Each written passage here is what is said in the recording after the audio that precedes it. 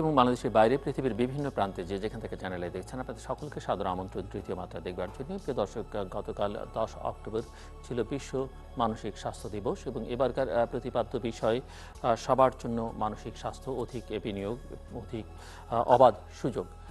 এবারের মানসিক স্বাস্থ্য দিবস বা মেন্টাল হেলথ ডে একটু ভিন্ন প্রেক্ষাপটে আমরা সকলেই জানি যে কোভিড-19 বা করোনা ভাইরাস একটা ছোট্ট অণুজীবী গোটা পৃথিবীকে ওলটপালট করে দিয়েছে এবং আমূল বদলে দিয়েছে অনেক কিছুই, এবং সব কিছুই একটা চরম অনিশ্চয়তার মধ্যে। এটি শুধু স্বাস্থ্য ঝুঁকি বা মৃত্যু ঝুঁকির মধ্যে সীমাবদ্ধ নেই, অর্থনৈতিক, সামাজিক নানান সংকট তৈরি করেছে গোটা পৃথিবীতে, বাংলাদেশেও এর বাইরে নয়। এবং মেন্টাল হেলথ ডেতে আমরা এর আগেও বিভিন্ন সময়ে মানসিক স্বাস্থ্য নিয়ে আলোচনা করেছি, অন্যান্য সময়ও আলোচনা করেছি, কিন্তু কোভিড-19 আসলে মানুষের মনোজগতে মানসিক স্বাস্থ্যের ক্ষেত্রে একটা বড় সংকট তৈরি করেছে। যারা গত ডিসেম্বরের পর থেকে দীর্ঘকাল ধরে ঘরে বন্দী আছেন, প্রায় সকলকেই ঘরে বন্দী থাকতে হচ্ছে। এটি মানুষের স্বাভাবিক জীবন আচরণের বাইরে একটি আচরণ বা অভ্যাস, সেটি অনেক মানুষকেই এক ধরনের সংকটে ফেলে দিয়েছে। যারা কোভিডে আক্রান্ত হয়েছেন তাদের অনেকে মৃত্যুবরণ করেছেন, যারা বেঁচে আছেন তাদের জন্য এক ধরনের মানসিক সংকট তৈরি করেছে। এবং এবারকার প্রতিপাদ্যের বিষয় দিকে যদি আমরা তাকাই, যেমন বলা হচ্ছে অধিক বিনিয়োগ যে দরকার স্বাস্থ্যের ক্ষেত্রে, মানসিক স্বাস্থ্যের ক্ষেত্রে এবং নানান ক্ষেত্রে, তার একটা বড় প্রমাণ যে কোভিড-19 যখন আক্রমণ করলো গোটা পৃথিবীর মানুষকে, তখন থেকে আলোচনা হচ্ছে যে এটি লক্ষণীয় বা এটি স্পষ্ট যে পৃথিবীর সকল দেশে, সেটি উন্নত হোক, উন্নয়নশীল হোক, অনুন্নত হোক, সরকারগুলো দেশে দেশে জনস্বাস্থ্যের ব্যাপারে চরম ঔদাসীন্য প্রদর্শন করেছেন এবং তার ফল হচ্ছে কোভিড-19-এর মতো এই মহামারী। কাজেই বিনিয়োগ সেখানটাতে বিনিয়োগ দরকার মানসিক স্বাস্থ্যের ক্ষেত্রে এবং অন্যান্য জায়গাও। আমরা মানসিক স্বাস্থ্যের নানা দিক নিয়ে আজকে কথা বলবার জন্য দুজন অতিথি আমার সঙ্গে রয়েছেন। আমার বায় বসাচ্ছেন বাংলাদেশ অ্যাসোসিয়েশন অফ সাইকিয়াট্রিস্টের সভাপতি এবং স্কয়ার হসপিটালের সিনিয়র কনসালটেন্ট অধ্যাপক ডক্টর মোহাম্মদ ওয়াজিউল আলম চৌধুরী, এবং আমার ডানে রয়েছেন বাংলাদেশ অ্যাসোসিয়েশন অফ সাইকিয়াট্রিস্টের সহসভাপতি এবং সিএমএইচ-এর সাবেক অধ্যাপক এবং উপদেষ্টা মনোরোগ বিশেষজ্ঞ ব্রিগেডিয়ার জেনারেল অবসরপ্রাপ্ত অধ্যাপক মোহাম্মদ আজিজুল ইসলাম। স্বাগত আপনাদের দুজনকে তৃতীয় মাত্রায়।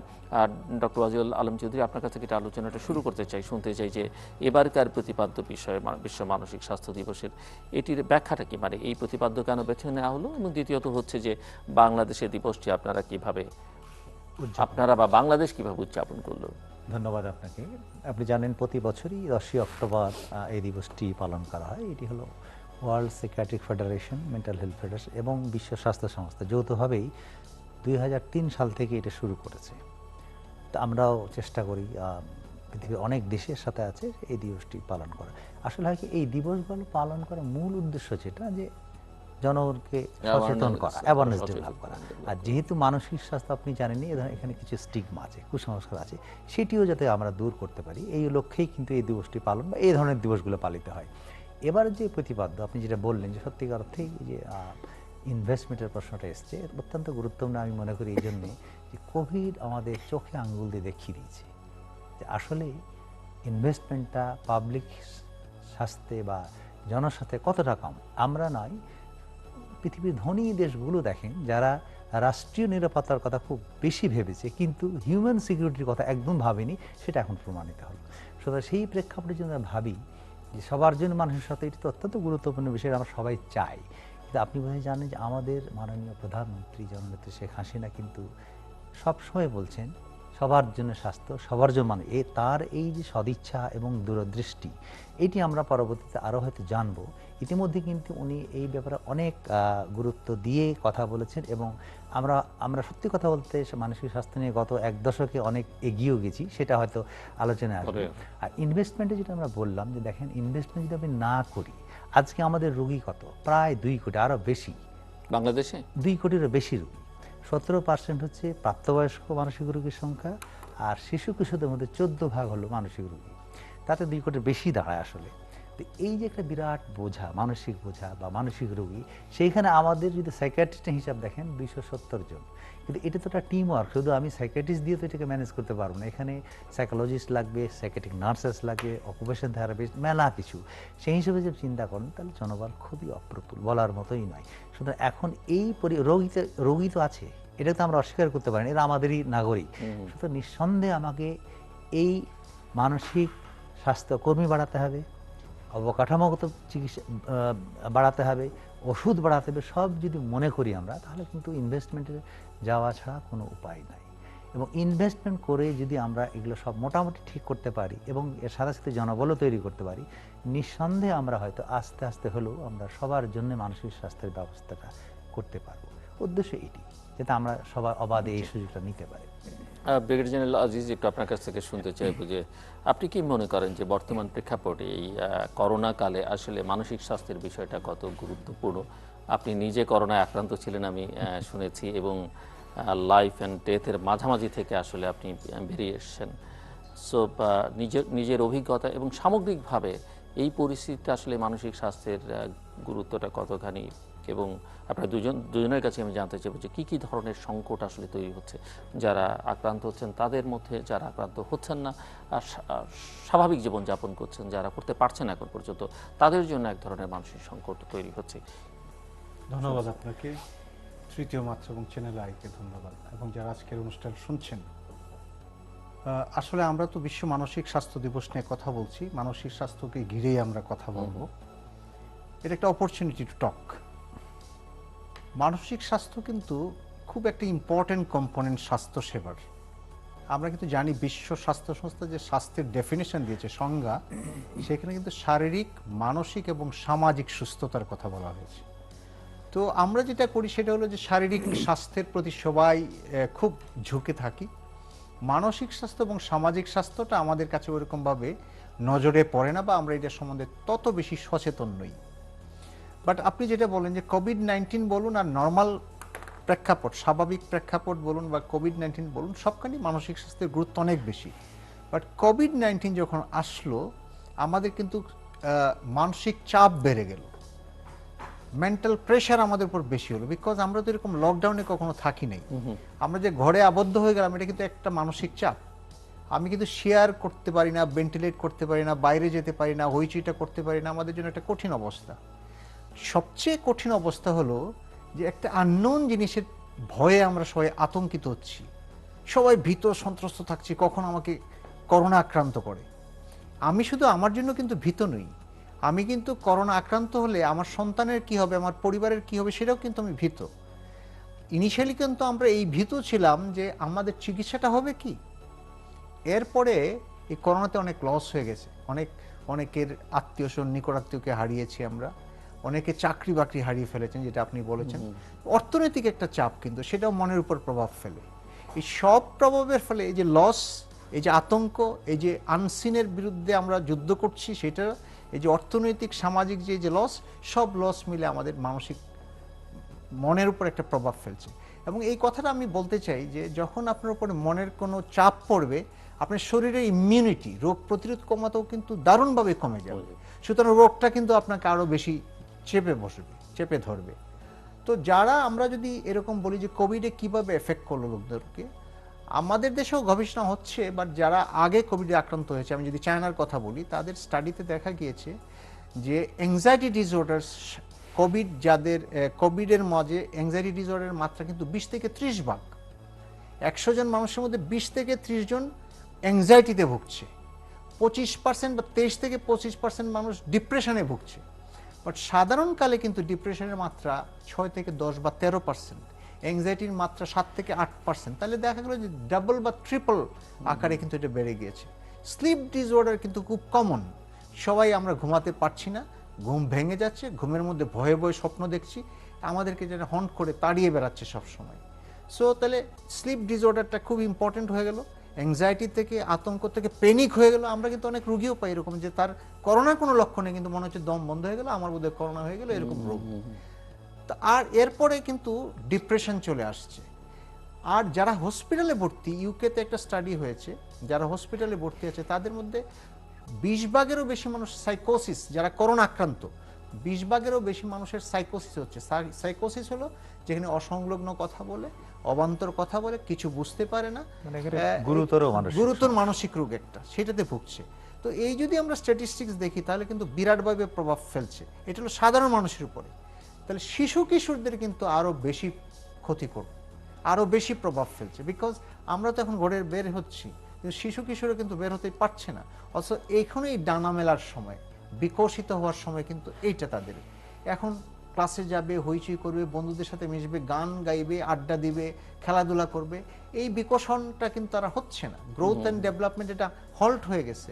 আপনি যদি কিশোরী ধরেন, তাদের কিন্তু আরো বেশি, বিকজ তার তো শুধু এই গান বাজনার বাইরেও হ্যাং আউট, আজকাল সবাই হ্যাং আউট করতে চায়, সবাই একসাথে হইচই করে খাওয়া দাওয়া করবে, কিছুই হচ্ছে না। কিন্তু তার আরও বন্ধ হয়ে গেছে। এখন হলো কি, বাবা মার সাথে যখন ইন্টারাক্ট করতে যায় তখন ফুসফুস করে রাগ করছে, একটু কিছুতেই সে আগুন জ্বলে যাচ্ছে ঘরে।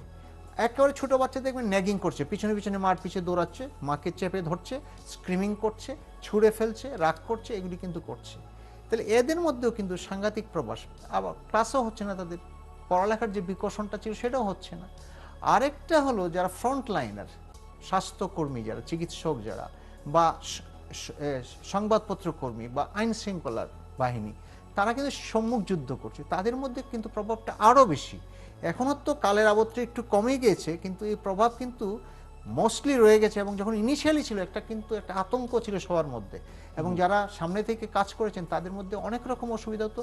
একটা ইম্পর্টেন্ট অসুবিধা হলো যে একটা নামনেস ডেভেলপ করে, আমরা বলি বার্ন আউট হয়ে যায়, অর্থাৎ সে কাজ করার কোনো স্পৃহাটাই তার নষ্ট হয়ে যায়, ভয়ে সে কুঁকড়ে ওঠে। এবং এটা কিন্তু কোনোটাই অমূলক না, এটা কিন্তু হতে পারে।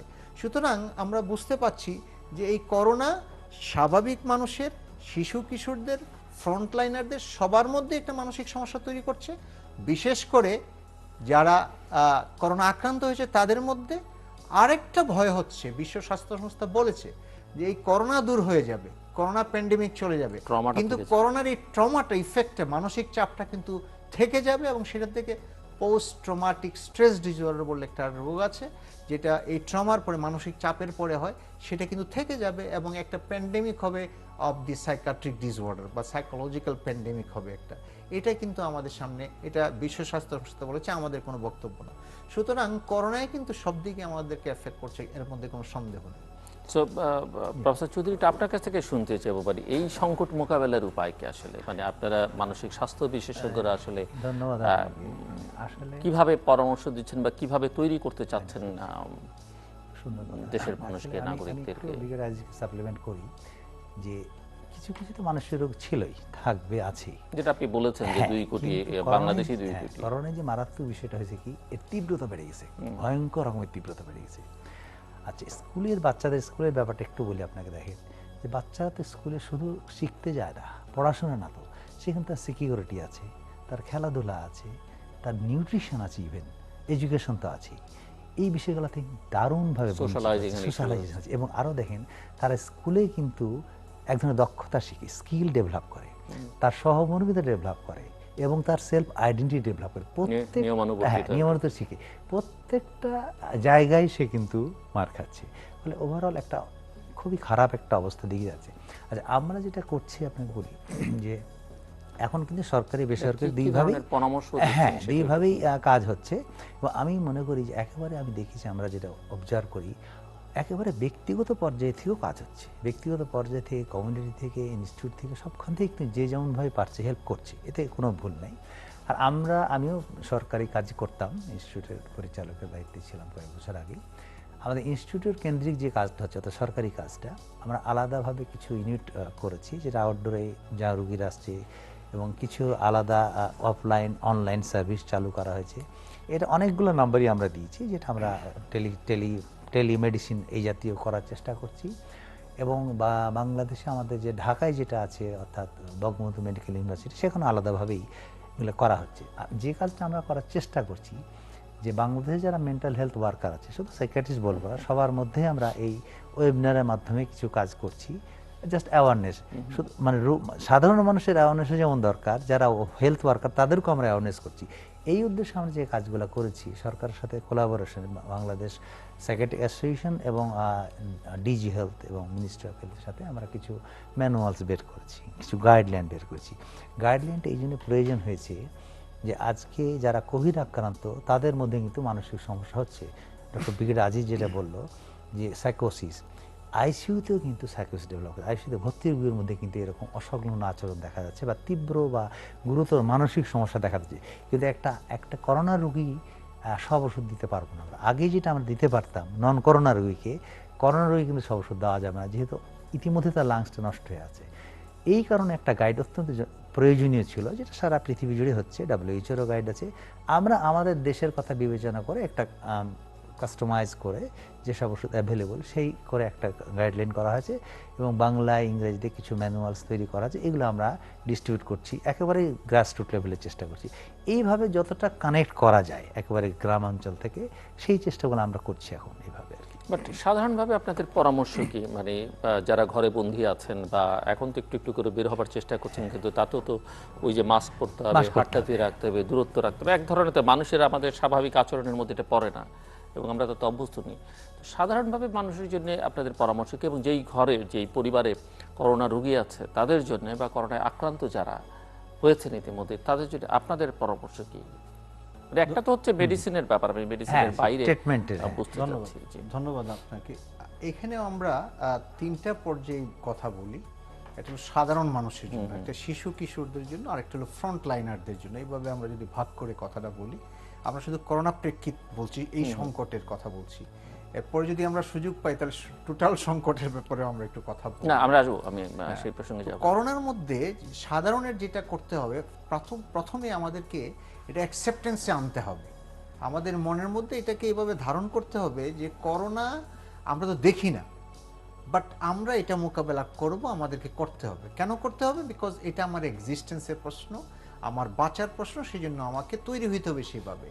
আমার মনটাকে ওইভাবে ফিট করতে হবে, যদি আমি বাঁচতে চাই তাহলে কিন্তু আমাকে মাস্কটা পরতে হবে, আমার হাতটা ধুতে হবে, আমাকে স্বাস্থ্যবিধি মানতে হবে। এটা সাধারণের জন্য সব কথা।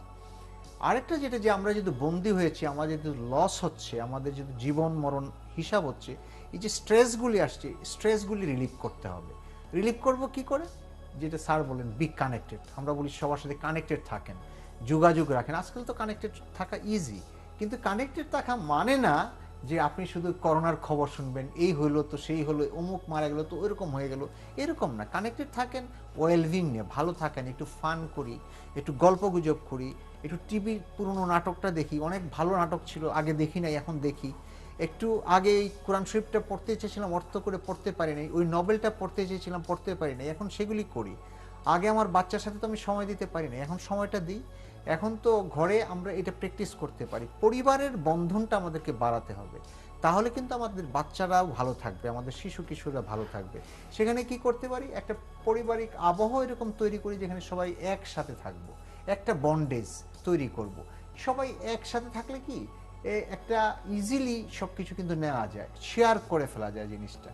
আমরা যদি শিশু কিশোর থাকে আমার পরিবারে, তাদেরকে কিন্তু আমরা আরেকটুভাবে এঙ্গেজ করতে পারি, তাদের একটা ডিসিপ্লিন লাইফ লিড করার জন্য একটা পরামর্শ দিই আমরা, যে আপনারা সচেতন হবেন এবং ডিসিপ্লিন থাকবেন, একটা রুটিন করে দিতে পারি জীবনের।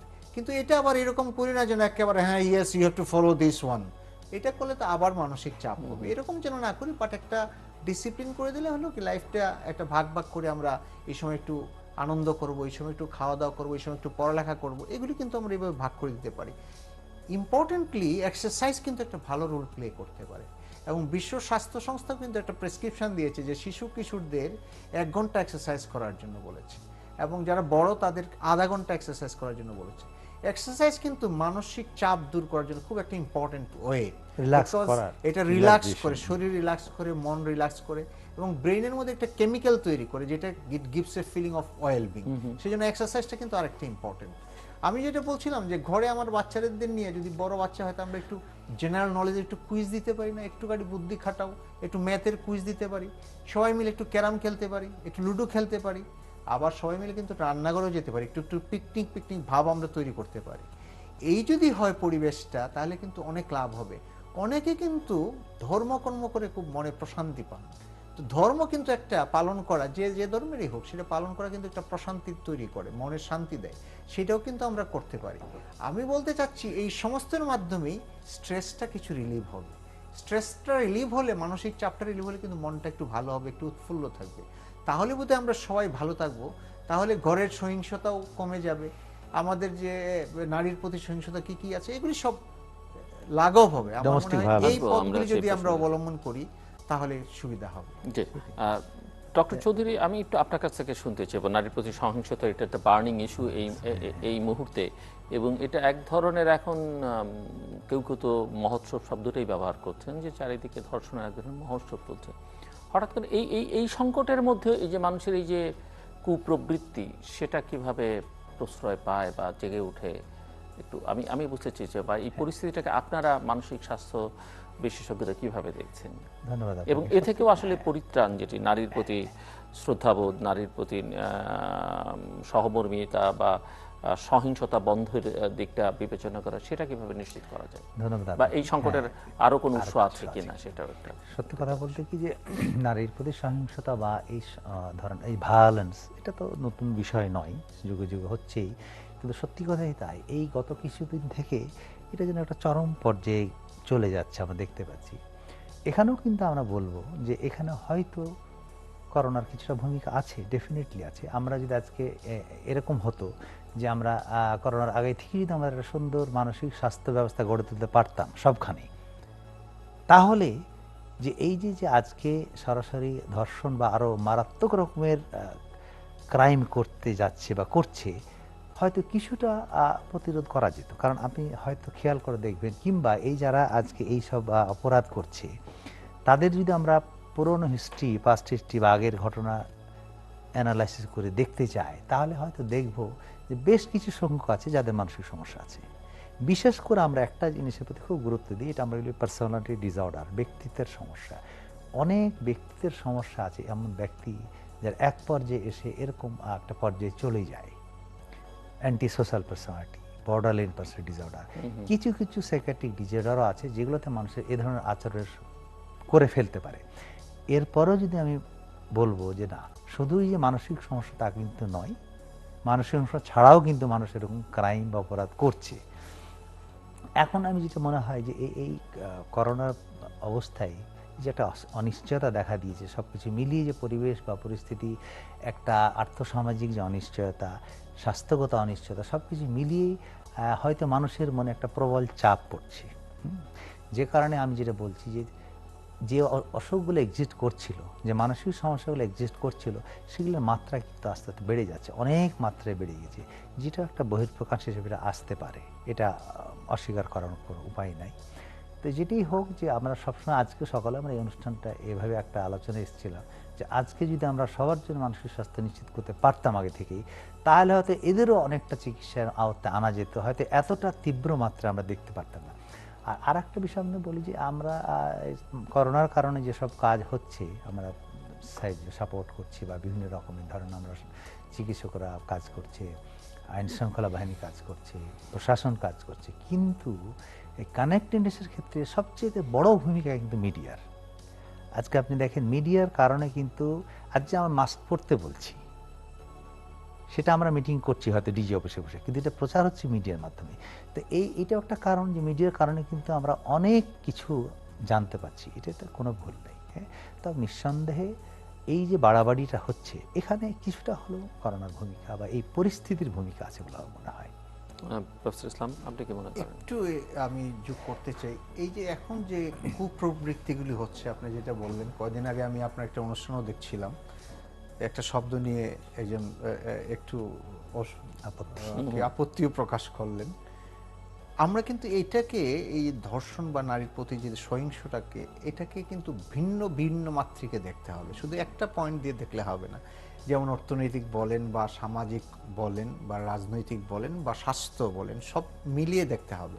বাট আমরা যেহেতু মানসিক স্বাস্থ্য নিয়ে কাজ করি, সেই জন্য স্যার কিছু বলেছেন, but what important rule is that drug, এই অবৈধ মাদক কিন্তু একটা খুব ইম্পর্টেন্ট ইস্যু। যে ব্যক্তি ইয়াবা খায়, যে ব্যক্তি গাঁজা খায়, সে কিন্তু সুস্থ থাকে না, তার হিতাহিত জ্ঞান থাকে না, তার বুদ্ধিবৃত্তিটা কাজ করে না, তার বিবেকটা কিন্তু কাজ করে না। এবং গাঁজা এবং ইয়াবার একটা পর্যায়ে এমন হয় যে সে সাইকোসিস ডেভেলপ করে, সে কানে এটা সেটা শুনে, সে এটা সেটা যেটা ভাবে মনের মধ্যে, সেটা সত্য না, কিন্তু ডিলিউশন বলে আমরা একটা কথা বলি, ভ্রান্ত ধারণা, সে একটা ফ্যান্টাসি ওয়ার্ল্ডে বসবাস করে। তো যে ফ্যান্টাসি ওয়ার্ল্ডে বসবাস করে বা যে বাস্তব জীবনের সাথে যার সম্পর্ক নাই, যখন ছুটে যায় বিকজ অফ দ্য ড্রাগ, বাস্তবতার সাথে তার কোনো মিল থাকে না, সে তো যে কিছুই করতে পারে। আমার মনে হয় ড্রাগ একটা ইম্পর্টেন্ট ইস্যু এখানে, নিঃসন্দেহে। এই ইয়াবা এবং গাঁজা এই দুইটা কিন্তু খুবই মারাত্মকভাবে আমাদের সমাজে এফেক্ট করছে। এবং আমরা যেটা স্যার বলছিলেন, তরুণ সমাজের মধ্যে বাংলাদেশে যে স্টাডি হয়েছে সেটাতে 1% কিন্তু তরুণ এই মাদকাসক্তি। এবং আমরা জানি সবাই যে তরুণ মানে হলো গিয়ে আমাদের ব্যাকবোন, মেরুদণ্ড জাতির, সেই মেরুদণ্ড কিন্তু ভেঙে যাচ্ছে বিকজ অফ দ্য ড্রাগ। তো এর একটা বিরাট প্রভাব আছে। আরেকটা হলো যে আমাদের যে ডিজিটাল বাংলাদেশ, আমরা এটা সবাই সুফল নিচ্ছি, ডিজিটালের সুফল, কিন্তু এই ডিজিটালের পাশাপাশি যে কুফলগুলি আছে, আমরা কিন্তু সেই ব্যক্তিগুলি যারা এটার সাথে জড়িত তারা কিন্তু এই কুফলগুলি নিচ্ছে। তারা কিন্তু ওরকম ছবি দেখছে বা তারা ওরকম ফিল্ম দেখছে যেটাতে ভায়োলেন্সকে ইনভাইট করে নিয়ে আসছে। এই জিনিসটাও কিন্তু একটু চেক অ্যান্ড ব্যাক যদি হয় তাহলে সম্ভবত এটাও একটা ইম্পর্টেন্ট ইম্প্যাক্ট আছে, এবং সেখান থেকেও আমার মনে হয় এই সহিংসতাটা আরও বেড়ে যায়। সুতরাং আমি যেটা বলতে চাই, যারা ফ্যান্টাসিতে থাকে তারা কিন্তু সঠিক জাজমেন্ট করতে পারবে না। আমি তাদের অপরাধটাকে ছোট করে দেখতে চাই না কোনোভাবেই, সব আঙ্গিকেই বিচার হতে পারে, বাট মানসিক রোগ বিশেষজ্ঞ হিসেবে আমার এই দুইটা জিনিস স্যারের সাথে অ্যাড করার ছিল। তো ড্রাগের এই বিস্তার, এবং আমরা বহু বছর ধরে এটি আলোচনা করছি, এবং এই কথা সত্যি যে বাংলাদেশের সিংহভাগ তরুণ জনগোষ্ঠী, এবং এই ড্রাগ অবশ্য এখন আর তরুণ শিশু কিশোর বলে বয়োবৃদ্ধ বলে নেই, সবাইকেই মোটামুটি নারী পুরুষ বহু মানুষই এই ড্রাগ অ্যাডিক্টেড বা আসক্ত। এর কারণ কি মনে হয়? মানে এরও তো এক ধরনের, অনেক সময় আমরা দেখি সামাজিক ব্যবস্থাকে দায়ী করি, কখনো কখনো পরিবারকে, পিতামাতাকে দায়ী করা হয়, মানে নানা রকম কারণ ব্যাখ্যা করা আপনাদের হয়। এক্সপেরিয়েন্স কি বলে, মানে বা ফাইন্ডিংস কি? আপনার এই প্রশ্নে এতে বলি যে এখন না ড্রাগটাকে আরেকটু ওয়াইডার, বড় সার্কেলে আমরা দেখা উচিত। দেখেন আপনি যেটা ব্রিগেড বলে যে গাঁজা, ইয়াবা, হেরোইন ইত্যাদি আমরা তো জানি, কিন্তু এখন কিন্তু ইন্টারনেট অ্যাডিকশনও হয়ে গেছে। এটা একটা বিরাট অ্যাডিকশন। এটা আরো সহজ হয়েছে, ঘরের মধ্যে বসে দরজা লাগিয়ে আপনি ইন্টারনেট দেখছেন এবং ঘন্টার পর ঘন্টা। এবং যেটা আপনি বললেন কথাটা, যে শুধু তরুণ তরুণীদের কথা বলে লাভ নাই, অনেকেই এখানে আসক্ত হচ্ছে, ফেসবুক দেখেই যাচ্ছে। এবং স্কুল গোয়িং কলেজে যারা আছে এইসব ছেলেমেয়েরা কিন্তু এটা দেখতে দেখতে, আপনি জানেন কিনা জানি না, আসলে ফেসবুকে বা ইউটিউবে কি দেখে একটা কিশোর, কি দেখে, কতক্ষণ সে ভালো জিনিস দেখে, খুব অল্প সময়ের মধ্যে তারা পর্নোগ্রাফিতে চলে যায়, তারা ভায়োলেন্সে চলে যায়। এবং কি সব বেরিয়েছে, গেমস বেরিয়েছে, বা বাপচি নাকি ইত্যাদি, এই গেমসগুলো এইরকম যে একটা, এটা আস্তে আস্তে এত ডিপে চলে যায়, গভীরতে, যেখানে ফিরে আসতে পারে না তারা। অনেকে সুইসাইডও করেছে বলে এটা জানা গেছে। সুতরাং এটা, হ্যাঁ, তাই না? সুতরাং এটা ড্রাগ বলতে যে এখন একেবারে দ্রব্য সেটাও নয়, এটা এখন ভার্চুয়ালি চলে গেছে অনেক জায়গায়। এখন ন্যাচারালি এটার ম্যানেজমেন্টও খুব কঠিন হয়ে যাচ্ছে। এবং কারণগুলো দেখেন, এখন এটার সামাজিক কারণ হতে পারে, পারিবারিক কলহ হতে পারে, রাষ্ট্রীয় কারণ হতে পারে, পিয়ার প্রেশার তো বিরাট প্রেশার একটা, এবং অ্যাভেলেবিলিটি অফ ড্রাগ।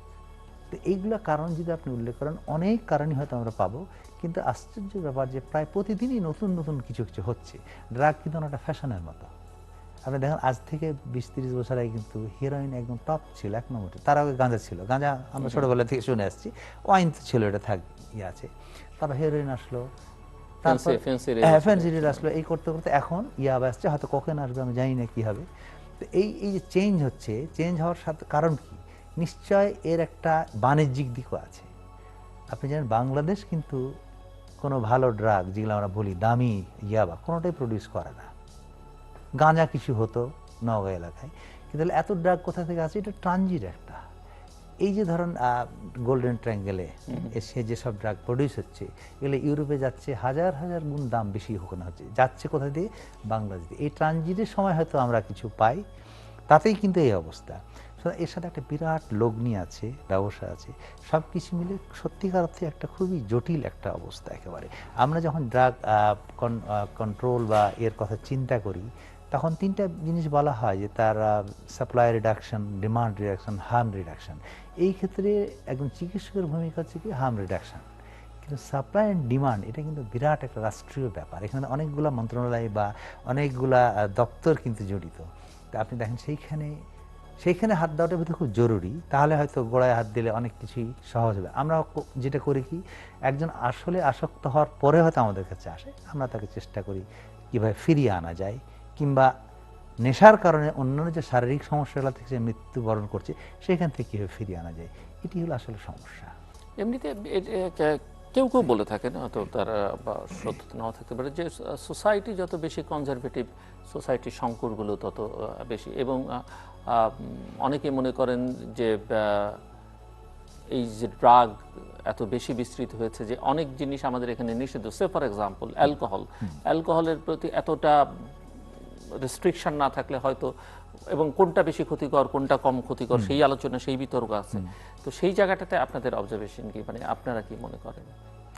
আপনি বলছেন যে যদি এক ধরনের তখন আকর্ষণটা কমে যায়, বা এই ধরনের বুঝতে পেরেছি, আরো বেশি ক্ষতিকর দ্রব্যের প্রতি তাদের আগ্রহটা বা ইয়েটা কমে যায়। না, যেটা হয় কি, যেমন অ্যালকোহলের বিষয়টা একটু ডিফারেন্ট, হ্যাঁ, কিন্তু এই যে ইয়াবা বলেন বা হেরোইন বা এগুলা কিন্তু কোনো মতেই এটাকে কোনোভাবেই কোনো অনুমতি দিয়ে এটাকে ইয়ে করা যাবে না, লিগালাইজ করা বোধহয় ঠিক হবে না, তার কারণ এটা তো একেবারে পয়জন। না, আমি এটার কথা বলছি না, আমি বলছি যে ওটা যদি করা যায়, অ্যালকোহল বা এগুলোর ব্যাপারে এত রেস্ট্রিকশন যদি না থাকে, তাহলে এটা কমে আসার এই বিতর্কটা আছে, অনেকে করবার চেষ্টা করে। এই বিতর্কটা আছে, কিন্তু আমাদের সেটা আপনাদের কাছ থেকে বুঝতে চাইছি, আমাদের দেশে বা আমাদের সোসাইটিতে আরো কিছু কিছু ভ্যালু সিস্টেম আছে, ভ্যালু আছে যেগুলো হয়তো সহজে আমরা উপেক্ষা করতে পারি না সামাজিক। ওই ভ্যালুজের কারণে এটা যে আরো বেশি ক্ষতিগ্রস্ত হচ্ছে, ওইটা বললাম, সেই জন্য ডিবেটটা থেকেই যাচ্ছে, যে ধর্মীয় একটা ইস্যু আছে, সামাজিক ইস্যু আছে, সব মিলিয়ে কিন্তু একটা কংক্রিট ডিসিশনে হয়তো যেতে পারছে না। তবে আমি এটা জানি, যেহেতু নিষেধাজ্ঞা আছে অ্যালকোহলের উপর, কিন্তু অ্যালকোহলের যে কতবার আছে অলিখিত, সেটা অলিখিত হলো আমরা জেনেছি বা জানি। সুন্দর, এই কথা সত্যি যে বার আছে বা রেস্ট্রিকশন আছে বলে কিন্তু মানে নেপথ্যে অনেক কিছু হয়ে যাচ্ছে এবং অনেকে আক্রান্ত হচ্ছে, অনেকে নেশা একটু কমছে না, বরং বেড়েই যাচ্ছে ক্রমশ। একটু ছোট্ট করে এখানে অ্যাড করি, এইটা ওইভাবে যদি আমরা দেখি, পার্সপেক্টিভটা যদি ওইভাবে দেখি, যে আমরা কি শিক্ষা নিলাম, আমরা কিভাবে গড়ে উঠলাম, আমাদের নার্চারেন্সটা কিরকম হলো, সেটা কিন্তু খুব ইম্পর্টেন্ট। যে আমরা কিন্তু এই যে যখন ডিজিটাল, একটু আগে যে আমরা আলাপ করছিলাম, আমরা যখন ডিজিটাল সুযোগ সুবিধা নিতে যাচ্ছি, আমরা কিন্তু অনেক মাত্রিক অসুবিধাগুলি গ্রহণ করছি, নেগেটিভ দিকটা আমরা কিন্তু তাড়াতাড়ি গ্রহণ করছি এবং সমাজকে পুরোপুরি একটা জিওপারডাইজ কন্ডিশনে নিয়ে যাচ্ছি, যেটা এখন সহিংসতা যেটা হচ্ছে, আমরা যেটা একটু আগে কথা বলছিলাম।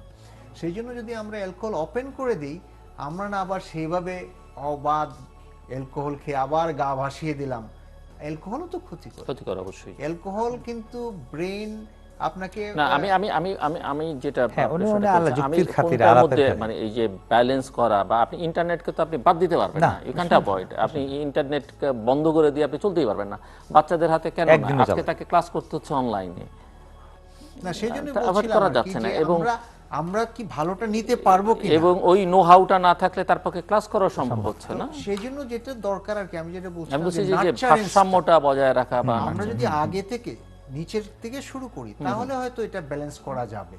নিচে থেকে যদি আমরা শিক্ষাটা দিই যে এটা এরকম, তাহলে কিন্তু পরবর্তীতে আমরা ওইভাবে শিক্ষাটা নিতে পারবো। এখানে এসে দাঁড়াতে হবে, থামতে হবে, তাহলে কিন্তু আবার প্রবলেমই থেকে যাবে। সুতরাং বেস থেকে শুরু করতে হবে। যদি আমরা ওপেন করতে চাই বা যদি আমরা তাদেরকে এই সম্বন্ধে কিছু আলোচনা দিতে চাই, তাহলে অনেক আগে থেকেই দিতে হবে, হঠাৎ করে দেওয়া যায় না। অবভিয়াসলি। আমি একটু আপনার কাছ থেকে যেটি শুরুতে আলোচনাটা করতে চাইছিলাম, বাট প্রসঙ্গক্রমে প্রয়োজনীয় আলোচনা করেছিলাম, এই যে আপনি 2 কোটি লোকের সঙ্গে কথা বললেন যে মানসিক স্বাস্থ্যে, মানসিকভাবে অসুস্থ বাংলাদেশে, এই চিত্রটা তো আমার কাছে খুবই ভয়াবহ মনে হয়। এবং কেন এই চিত্রটা আসলে, মানে কোথায় কোথায় সংকটগুলো, যে সংকটগুলো অ্যাড্রেস করা যাচ্ছে না বলে আসলে মানসিকভাবে, কারণ আমরা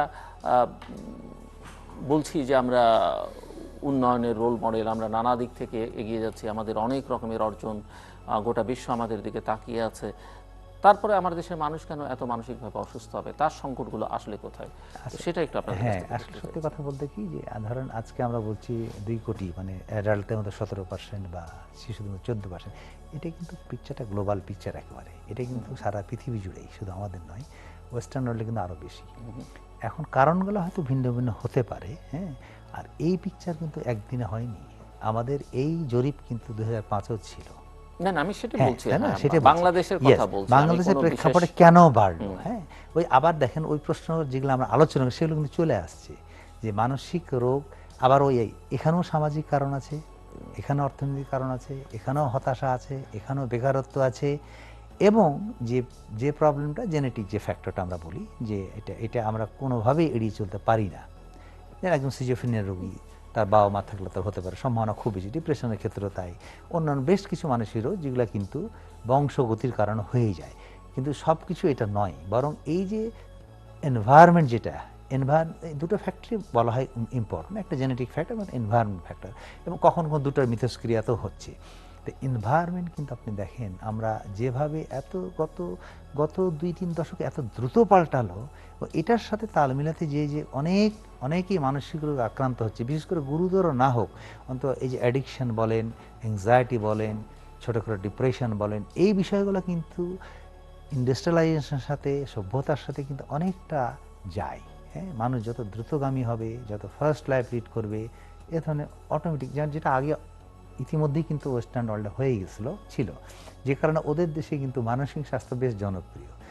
ওরা চেষ্টা করে প্রিভেন্ট করার, ওরা জানে জিনিসটা, কিন্তু এই সভ্যতার হাওয়া আমাদের দেশে লেগেছে। না, কিন্তু যদি আমাদেরও আপনি বাড়ছে। মানে ওপেন সোসাইটিতে বেশি হ্যাঁ, বলেন বা যারা অনেক বেশি এগিয়ে গেছে ফার্স্ট ওয়ার্ল্ড, তাদের মধ্যে সমস্যা বলে আমরা আমাদের দেশের দুই দিকে তাকাই, এলিটদের মধ্যে সমস্যা আছে, আপার মিডল ক্লাসের সমস্যা আছে, কিন্তু আমরা লোয়ার মিডল ক্লাস, ইভেন একদম যারা অতি অসহায়, দরিদ্র সীমার নিচে বা খানিকটা উপরে, তাদের মধ্যে তো এই সংকট, নানা রকমের সংকট আছে।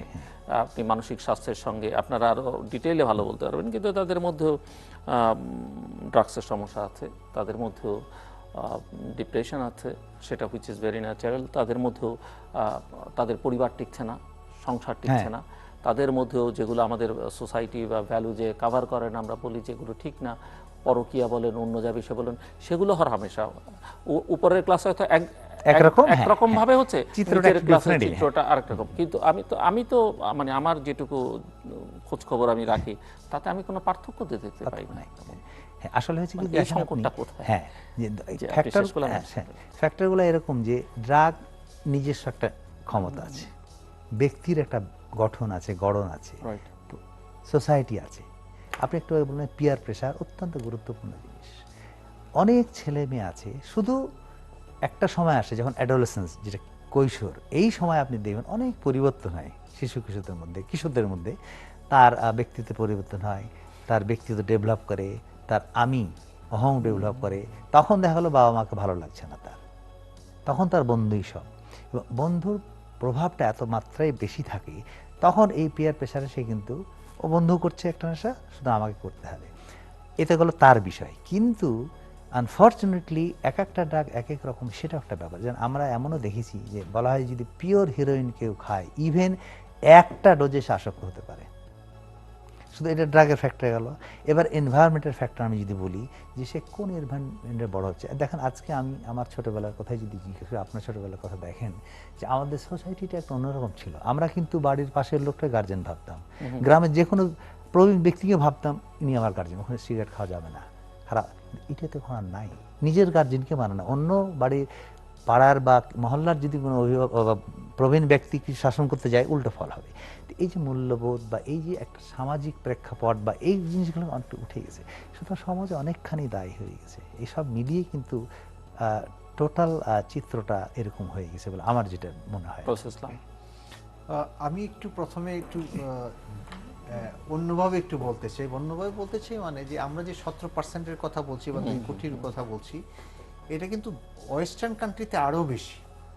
অতএব সেই হিসাবে আমরা হতাশ না, যে 17% দেখে আমরা কিন্তু হতাশ না। বিকজ যদি আপনি পৃথিবীর পুরা গ্লোবাল চিত্র দেখেন, তাহলে ওয়েস্টার্ন কান্ট্রিতে ডিপ্রেশনের রেট, অ্যাংজাইটি রেট অনেক বেশি। যদি ক্লাসের কথা বলি, তাহলে উপর ক্লাসে মেনিয়া, বাইপোলার ডিসঅর্ডার কথা বলি বা ড্রাগ এডিকশন বলি, অনেক বেশি। সেই হিসাবে কিন্তু আমরা ভালো আছি, ওই হিসাবে আমরা ভালো আছি। আমি আরো দুই একটা স্ট্যাটিস্টিক্স এই ফাঁকে আপনাকে দিতে চাই। সেটা হলো যে পৃথিবীর যে কোনো মানুষ 4 জনের মধ্যে একজন মানুষ কোনো না কোনো সময় মানসিক রোগে ভুগবে, তাহলে কিন্তু 25% হয়ে যাবে। পৃথিবীতে 5টা শিশুর মধ্যে একটা শিশু কোনো না কোনো মানসিক রোগে ভুগবে, তাহলে সেই ক্ষেত্রে 20% হয়ে গেল। কিন্তু পৃথিবীর টোটাল গ্লোবাল যে হেলথ বোঝা, স্বাস্থ্যের যে বোঝা, সেইটার মধ্যে 13% কিন্তু শুধু এই সাইকিয়াট্রিক ডিসঅর্ডার। এবং আপনি আশ্চর্য হবেন জেনে যে প্রতি 40 সেকেন্ডে একটা মানুষ সুইসাইড করে। পৃথিবীতে। এবং প্রতি 40 সেকেন্ডে 8 লাখ মানুষ এক বছরে সুইসাইড করে মারা যায়, যেটা যুদ্ধেও মরে না। হোমিসাইড বা যুদ্ধ সব মিলেও কিন্তু সুইসাইডের সময় না। সুতরাং এই প্রেক্ষাপটগুলো যদি আমরা বিচার করি তাহলে আমাদের দেশে সাইকিয়াট্রিক ডিসঅর্ডার খুব বেশি সেটা আমরা মনে করি না। হাওয়ার সমাজের সবচেয়ে ইম্পর্টেন্ট রোল আছে। আমরা সাইকিয়াট্রিক ডিসঅর্ডার কেন হয় এটা যদি আমরা আলোচনা করি, এক নম্বরে আমরা বলি এরকম bio psycho social biological cause বলি, যেটার মধ্যে জেনেটিক একটা ইম্পর্টেন্ট ইস্যু, যেখানে আমরা বলি নিউরোকেমিক্যালসের কথা বলি, নিউরো ট্রান্সমিটারের কথা বলি। এটা একটু ক্লিয়ার করি আমি, আপনার এখানে যেহেতু এসেছি, যে সব রোগের মতো মানসিক রোগেরও একটা বৈজ্ঞানিক ব্যাখ্যা আছে এবং বৈজ্ঞানিক চিকিৎসা আছে। আমি একটা ডায়াবেটিস দ্বারা উদাহরণ দিই আপনাকে। ডায়াবেটিস ইনসুলিনের জন্য হয়, ইনসুলিন যদি কম থাকে ডায়াবেটিস হয়। এরকম প্রত্যেকটা মানসিক রোগেরই একটা কেমিক্যালস কম বা বেশি হলে হয়। সুতরাং এটা একটা আরেকটা ইম্পর্টেন্ট ইস্যু। বায়োলজিক্যাল ইস্যুটাই সবচেয়ে বড় ইস্যু। তারপর সাইকোলজিক্যাল ইস্যু হলো যে আমি কেমনে বাচ্চা বড় হলো, কেমনে আমরা বড় হলাম, কি পরিবেশে গেলাম, পিয়ার প্রেশারটা কীরকম ছিল, আমার নার্চারেন্সটা কীরকম ছিল, বাবা মা কীরকম ব্যবহার করলো, প্রতিবেশী আমার সাথে কীরকম থাকলো, স্কুলে গেলাম সেখানে টিচার কীরকম ব্যবহার করলো। এই আপব্রিঙ্গিংটা কিন্তু আরেকটা। আর যদি আমরা সোশ্যাল সমস্যার ক্ষেত্রে যাই তাহলে এখন এই যে মেকানাইজড যুগ, ডিজিটাল যুগ, সেগুলি আছে। পাশাপাশি অশিক্ষা বলেন, কুশিক্ষা বলেন, তারপরে আপনার চাকরি নাই বলেন, বেকারত্ব, হতাশা, প্রেম ভেঙে গেল, বিয়ে ভেঙে গেল, এই সমস্ত কিন্তু আরেকটা ক্লাস। সুতরাং এই সমস্ত জিনিসে যেটা স্যার বললেন যে আমরা যত মেকানাইজড হচ্ছি, যত ডিজিটালাইজড হচ্ছি, লাইফ ইজ বিকামিং কমপ্লেক্স। জীবন কিন্তু তত বেশি জটিল হচ্ছে। জীবন যখন জটিল হচ্ছে মানসিক চাপটা কিন্তু বেশি হচ্ছে। তখন আমরা মানসিক চাপ নিতে পারছি না, ভেঙে পড়ছি, রোগ হচ্ছে। এই জন্য কিছু রেটটা ইনক্রিজ করেছে। এটা হলো আমার একটা এক্সপ্লেনেশন।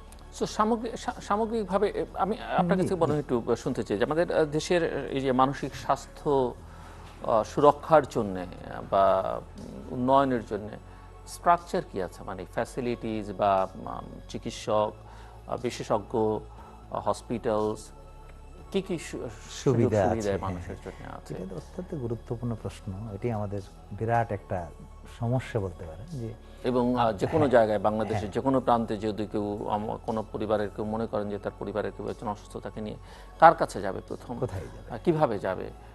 দেখেন আপনি জানেন যে বাংলাদেশে, বা যদি আমরা আরও আগের কথা বলি, স্বাধীনতার আগের কথাই বলি, একটি মাত্র মেন্টাল হসপিটাল ছিল, এটা জানেন সবাই।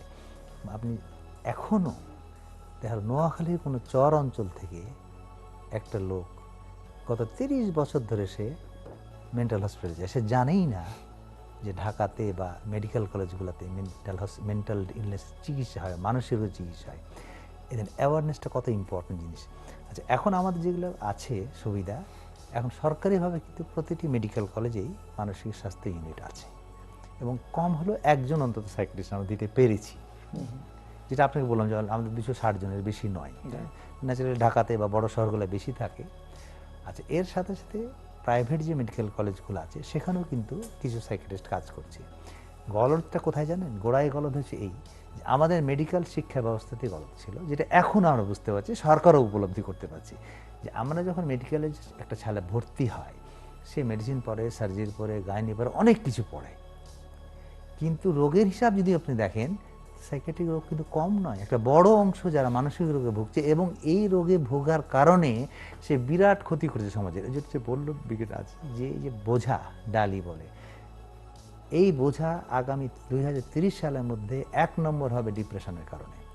আচ্ছা, সুতরাং এই যারা মেডিকেল কলেজে ভর্তি হচ্ছে তারা যদি মানসিক স্বাস্থ্য সম্পর্কে মোটামুটি না জানে, তাহলে আমি তাকে দিয়ে কী করাবো? এই নিয়ে আজকে আমাদের এই আলোচনা সকালে হয়েছে, আমরা ইতিমধ্যে জানিয়েছি সরকারকে। সুতরাং এইটা হচ্ছে কি, যে এই যে মেডিকেল কলেজগুলো আছে সেখানে একজন করে আমরা সাইকিয়াট্রিস্ট দিতে পেরেছি, কিন্তু যদি আমাদের কারিকুলামে থাকতো যে হ্যাঁ তোমাকে এত ঘন্টা মানসিক রোগে পড়তে হবে, তাহলে কিন্তু যে মেডিকেল অফিসার আছে সিম্পল সেই কিন্তু প্রাথমিক চিকিৎসাগুলো দিতে পারতো, যেন অন্যান্য রোগের ক্ষেত্রে হচ্ছে। এটি আমাদের সবচেয়ে বড় দুর্বলতা।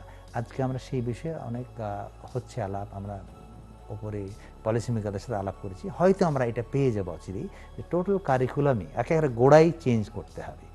সরকার বাড়াচ্ছে মেডিকেল কলেজ, কিন্তু রাতারাতি আমরা সাইকিয়াট্রি বাড়াতে পারবো না, রাতারাতি ক্লিনিক্যাল সাইকোলজিস্ট বাড়ানো যাবে না।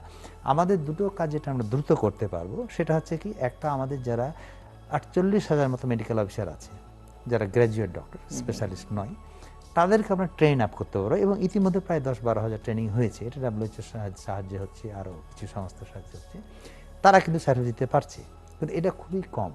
এবং আর একটা যেটা উপায় হচ্ছে যে যেটা বললাম যে আমরা যদি আন্ডার গ্রাজুয়েট কোর্স কারিকুলামেই ডাক্তার তৈরির সময় তাদেরকে এই উপাদানগুলো দিতে পারতাম তাহলে তো অনেক সমাধান হতো। সুতরাং সরকারিভাবে চেষ্টা হচ্ছে, প্রত্যেকটা মেডিকেল কলেজেই ডিপার্টমেন্ট আছে, কিন্তু যে বললাম একেবারে অপ্রতুল, 1-2 সাইকিয়াট্রিস্ট আছে, ডিপার্টমেন্ট হয়তো পূর্ণাঙ্গ নাই, ভর্তি হয়তো করতে পারছে না, মোটামুটি একটা আউটডোর সার্ভিস চালু হচ্ছে আর কি।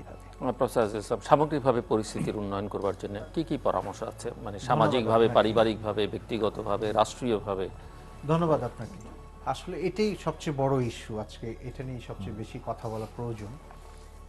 আপনি যেটা বলেছেন যে যদি আমরা মানসিক স্বাস্থ্য সেবাকে উন্নত করতে চাই তাহলে আমাদের প্রত্যেকের ব্যক্তিগতভাবে, পারিবারিক, সমাজে এবং রাষ্ট্রীয়ভাবে কাজ করতে হবে।